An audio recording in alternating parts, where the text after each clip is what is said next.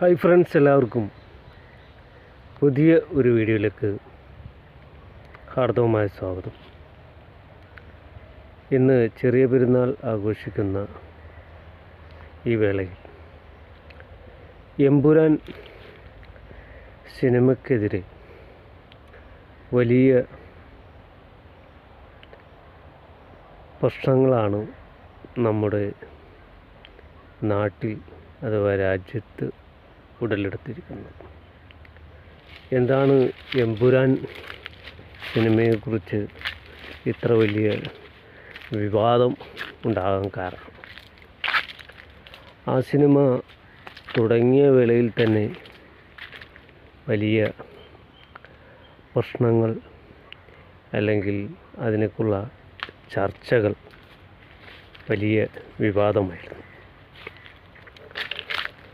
ലൂസിഫറിൻ്റെ രണ്ടാം ഭാഗമായി ആ ചിത്രം ഇന്ന് ലോകമൊട്ടാകെ പ്രദർശിപ്പിച്ചു വരുന്ന ഈ വേളയിൽ അതിൻ്റെ ട്രെൻഡുകൾ ചോർന്നു. എമ്പുരാൻ വലിയ വിജയമാകില്ല എന്നൊക്കെ ചില കോണുകളിൽ നിന്നും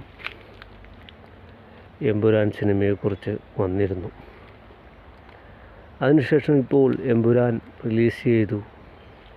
വലിയ വിവാദങ്ങൾ ഉണ്ടായി. അത് രാഷ്ട്രീയപരമായും മതപരമായും മറ്റുള്ള രീതിയിൽ എല്ലാം വലിയ പ്രശ്നങ്ങൾ സൃഷ്ടിക്കുന്നു എന്നതാണ് ഒരു വിഭാഗത്തിൻ്റെ കണ്ടുപിടുത്തം. ആ കണ്ടുപിടുത്തം ഒരുപക്ഷെ സിനിമയിലെ മഹാനടൻ, മഹാസംവിധായകൻ, അതിൻ്റെ നിർമ്മാതാക്കൾ ഒക്കെ ഇന്ന് വലിയ പ്രശ്നത്തിൽ അകപ്പെടുകയും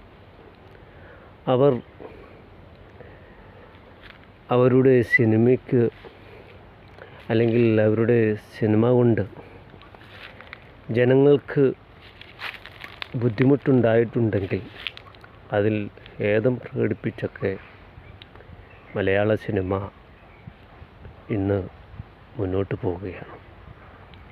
ഇത്തരത്തിൽ ആ സിനിമയെ കൊണ്ടെത്തിച്ചവർ ആരൊക്കെയാണ്? അതിന് ആ സിനിമയുടെ പശ്ചാത്തലം ഒരുപക്ഷെ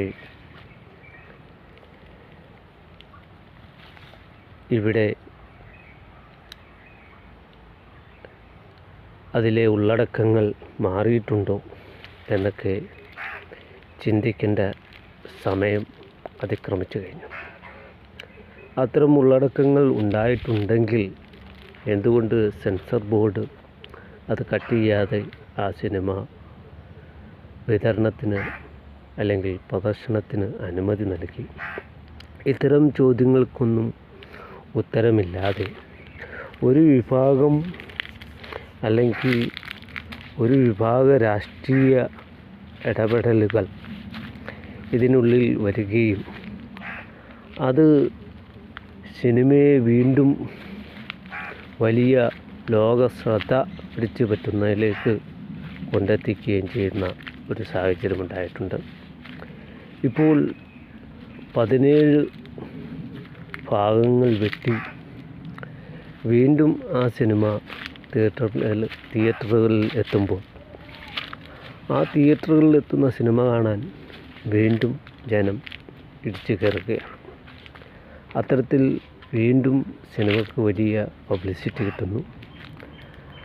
അതിൻ്റെ സംവിധായകനെയും നടനെയും അതിലെ ചില ഭാഗങ്ങളെയൊക്കെ വിലയിരുത്തി മോശ പ്രകടനങ്ങൾ ഒരു വിഭാഗം നടത്തുന്നു.